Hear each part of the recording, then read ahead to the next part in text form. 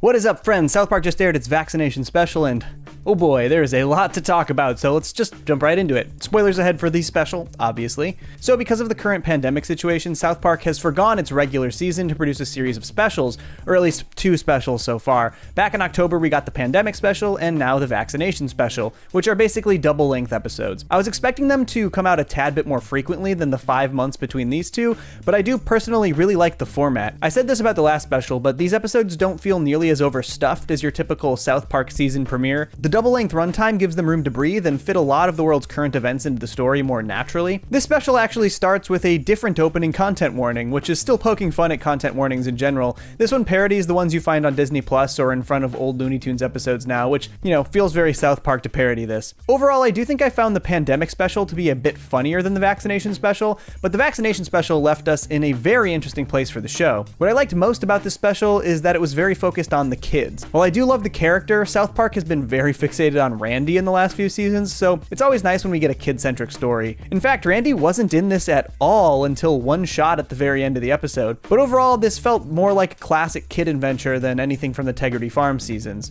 But they also followed up the 4-year-long Garrison Trump saga, and I really enjoyed the way they handled this. Obviously, Matt and Trey did not expect Trump to become president, which was clear from the election episode in 2016. So when that happened, they basically lost Mr. Garrison as a character, and the few times that they brought him into the show throughout the past few seasons, he felt like a different character. Because he basically was. So the real Garrison's return in this episode was welcome, and it was funny to see him try to return to town like everything was just normal. But understandably, everyone in town has a pretty negative reaction to him pretending like the last 4 years just didn't happen. I loved that his Secret Service agent was just the next in line of his assistants, Mr. Service, preceded of course by Mr. Hat and Mr. Slave.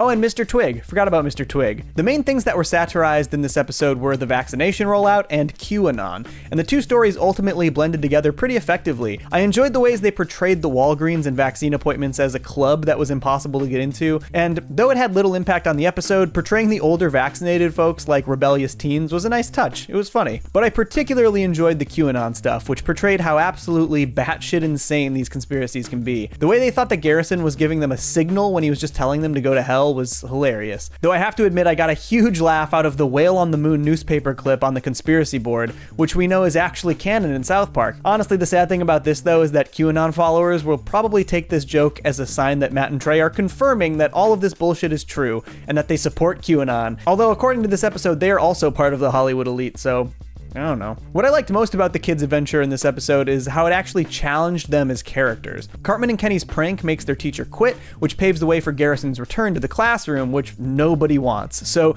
the gang tries to heist her a vaccination to make up for it and get Garrison out of their lives again. But all the while, the kids are actually struggling to get along and are seemingly growing apart. I'm not sure if this was just intended to be a natural part of their development, or if maybe it's commentary on how this whole pandemic situation is negatively affecting kids' mental states and relationships, but either way, it's a really interesting development for these characters and for the show. The only thing that I didn't really love about this was that they treated Kenny kind of like a child who the trio has to watch over. I mean, it was funny, but I love Kenny and definitely prefer when they treat him as a character with more agency. I like the Kenny who we know is Mysterion and has truly gone through some crazy shit, not the child surrogate of the friend group. But I forgive the show when it makes me laugh, so it's fine. The episode further made fun of QAnon through the teacher story. With Garrison back in the classroom, lots of parents decided to get their kids private tutors, but ironically they chose Tutornon, who is just QAnon in disguise. They idolize Garrison as the chosen one, and they also start teaching the kids this wild, baseless conspiracy nonsense, basically radicalizing them. But I think the most clever thing they did with this episode was completely demolishing the fourth wall through their Hollywood elite commentary. QAnon is so fixated on these Hollywood elite, so Matt and Trey basically decided to use themselves as the literal creators of the show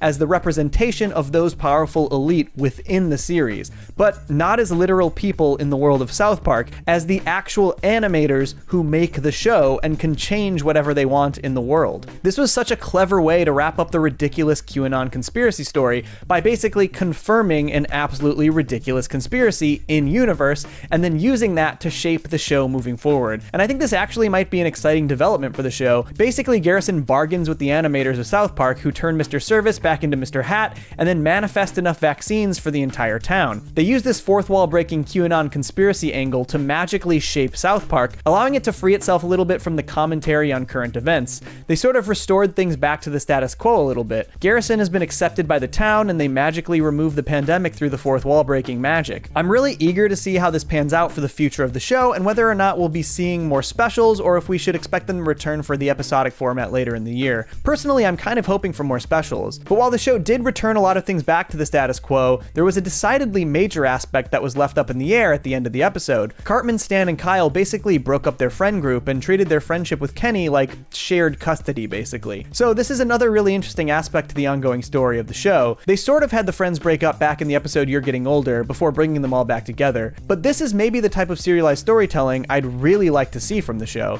How will the kids treat each other, and who are they hanging out with now that they aren't really friends with each other anymore? This feels more akin to the ongoing story of like season 6, when Kenny was dead and they were trying to find a replacement for the friend group. I like the idea of the show's serialized aspects focusing specifically on the characters and less on the events surrounding the characters, even though I'm also a filthy Tegrity Farms apologist. I also don't think this sort of status quo shift necessarily means the show is going to go back to quote-unquote old South Park either. This final celebration scene had a good mix of characters from throughout the entire show's history, even up until the most recent season, so I think they're still likely to embrace their newer styles of storytelling. Actually, let's look through this final sequence because it's filled with characters that we haven't seen in forever, like Scott Tenorman, the Imagination Land guy, Bar Brady, Mr. Slave, Principal Victoria, the Doctor played by Clooney in the movie, Jesus, Mephisto, Big Gay Al, Luke Kim, so many, and new characters like PC Principal, Strong Woman, and Heather Swanson. There are tons of aliens through the show in the sequence too, including the taco that craps ice cream,